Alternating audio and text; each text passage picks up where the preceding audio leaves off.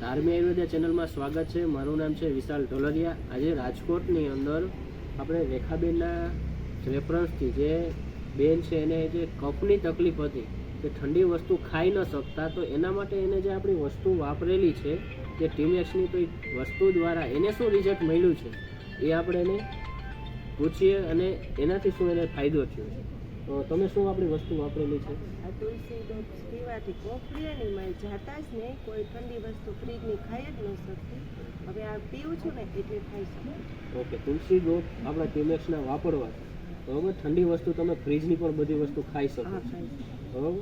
તો મિત્રો તમે જોઈ શકો છો કે ફ્રીજની જે ઠંડી વસ્તુ ખાવાથી જે કફ થઈ જતા, કફની તકલીફ હતી, એ જળ મૂળમાંથી વહી ગઈ છે। અને કેટલો સમય તમે વાપરેલી છે? એક મહિના જેવું વાપરો, બરાબર। તો એક મહિનાની અંદર કફની તકલીફ સાવ મૂળમાંથી નીકળી ગઈ છે અને અત્યારે પાછી કંઈ તમને તકલીફ આવી છે?